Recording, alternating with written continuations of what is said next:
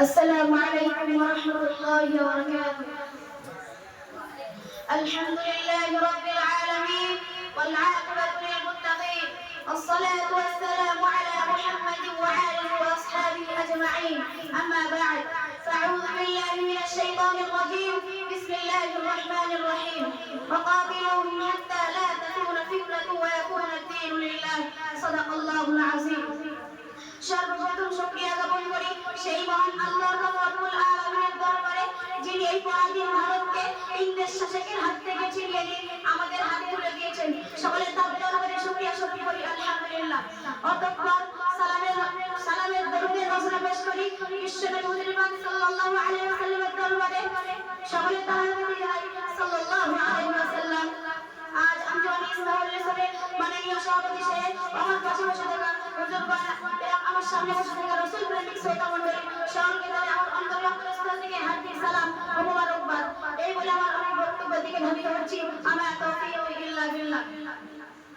বন্ধুগণ, আজ থেকে প্রায় 78 বছর পূর্বে এই ভারতবর্ষ ছিল অত্যাচারী জালেম তথা ইংরেজ শাসকের অধীনে। তারা ইস্ট ইন্ডিয়া কোম্পানি ইস্যু করে ব্যবসার অনুমতি নিয়ে এই ভারতবর্ষে প্রবেশ করেছিল।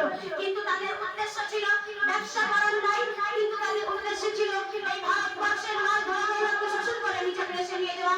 ক্রমশ তারা তাদের উদ্দেশ্যের দিকে অগ্রসর হতে লাগলো।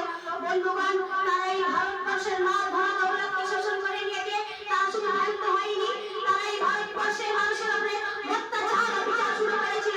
প্রতিদান পিছু 2.5 টাকা করে পাওয়ার সাথে এবং নির্যাতন করতে বাধ্য করত।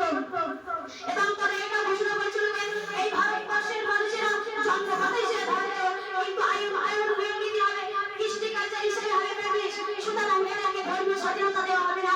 এই চ্যালেঞ্জের মোকাবিলা করতে বিশ্ববিখ্যাত পণ্ডিত শাহ আব্দুল আজিজ রহমাতুল্লাহ আলাইহি তাদের কথা উচ্চ কণ্ঠে ঘোষণা করেন। সেই থেকে শুরু হয়ে গেল সাম্রাজ্যবাদী ব্রিটিশ শাসকের বিরুদ্ধে জিহাদ। 1757 খ্রিস্টাব্দে ভারতের বিখ্যাত বুজুর্গ হাজী ইমদাদুল্লাহ মাঝি মাকি রহমাতুল্লাহ আলাইহির নেতৃত্বে অনেক আলেম ওলামা তাদের তোপ-কামান অস্ত্র-শস্ত্র ছিনিয়ে নিয়েছিল। সেই সময় ইস্ট ইন্ডিয়া কোম্পানি ঘোষণা করেছিল যে সমস্ত মুসলমানের মাথায় থাকবে টুপি, পরনে থাকবে লম্বা জামা, আর মুখে থাকবে দাড়ি, তাদেরকে ধরে ফাঁসির দড়িতে ঝুলিয়ে দাও। সেই সময় 1-2 সপ্তাহের মধ্যে হতে না হতেই প্রায় 2 লক্ষ মুসলমান যাদের মাথায় ছিল টুপি, পরনে ছিল লম্বা জামা, আর মুখে ছিল দাড়ি, তাদেরকে ধরে ফাঁসির দড়িতে ঝুলিয়েছিল। দিল্লির চাঁদনি চক্রতে খাইবার পর্যন্ত একটা সড়ক চলে গিয়েছে। তার 2 মাসে এমন কোনো মৃত্যু ছিল না যে তাতে আলেম ওলামাদেরকে ফাঁসি দেওয়া হয়নি। সেই সময় দেখা গেল যে ভারতবর্ষের আলেম ওলামার সংখ্যা আর খুব বেশি নেই। তারা আলেম ওলামা সমাজকে নির্মূল করে দিয়েছে আর মসজিদ মাদ্রাসাগুলোকে ভেঙে চূর্ণ করে দিয়েছে। তাই হুসাইন আহমদ মাদানী রহমাতুল্লাহ আলাইহি সেই সময় ফতোয়া জারি করেন যে সাম্রাজ্যবাদী ব্রিটিশকে সাহায্য করা এবং তার অধীনে চাকরি করা সম্পূর্ণ হারাম হারাম হারাম। যখন সেই সময় না গেল, তারা ইংরেজ শাসক তারা বলল যে হুসাইন আহমদ মাদানী রহমাতুল্লাহ আলাইহি একটা অর্ডার দিয়ে দিয়েছিল। তার কিছুদিন পর করাচিতে এক বিশাল রাষ্ট্র সমাবেশ ডাকা হয়েছিল। সেখানে হিন্দু, মুসলিম, জৈন, খ্রিস্টান প্রায় লক্ষ মানুষ উপস্থিত ছিল। তারা সকলেই বলেছিল যে হুসাইন আহমদ মাদানী রহমাতুল্লাহ আলাইহি এই সমাবেশে আসেন না। কিন্তু সমাবেশ শুরু হওয়ার কিছু পূর্বে দেখা গেল হুসাইন আহমদ মাদানী রহমাতুল্লাহ আলাইহি কিছু ছাড়েন পড়া না করে এমন এমন হাতে নিয়ে কবিতা পড়তে পড়তে স্টেজে উঠছিলেন। কবিতাটি হলো ये बिल्ली ये मचा पे ये कर मुझे नाच कहा है हमने सुखी तक कर कहा क्यों ना समझ कर मुझे बर्बाद न करना हमने किसी को बनाए हुए हैं। তারপর হুসাইন আহমদ মাদানী রহমাতুল্লাহ আলাইহি ব্রিটিশদের বিরুদ্ধে প্রকাশ্য সমাবেশ শুরু করে দিল। তারপর সমস্ত ইংরেজ চতুর্দিক থেকে পরিচালনা আরম্ভ করলো। কিন্তু আল্লাহ তাআলার কি রহমত দেখুন, হুসাইন আহমদ মাদানী রহমাতুল্লাহ আলাইহি গায়ে একটা স্পর্শ করলো না। সকলে বলে সুবহানাল্লাহ ওয়া বিহামদিহি।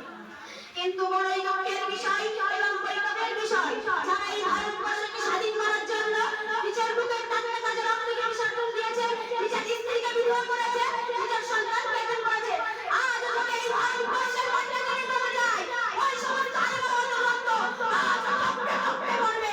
বর্তমান তাদের নাম ইতিহাসের পাতায় বিদ্যমান নেই। তাই আমি ওই সমস্ত বিকৃতকারী ঐতিহাসিকদেরকে ব্যক্তহীন ভাষায় বলতে চাই, তারাই যতই চেষ্টা করুন না কেন এই সত্য ইতিহাসকে কোনোদিনও লুকাতে পারবে না। এই সত্য ইতিহাস একদিন প্রকাশ পাবে ইনশাআল্লাহ। এই পর্যন্ত বলে আমজওয়ানি ইসলামের সার্বিক সফলতা কামনায় আমার বক্তব্য এখানে ইতি করছি। ওয়া আখিরু দাওয়ানা আলহামদুলিল্লাহি রাব্বিল আলামিন।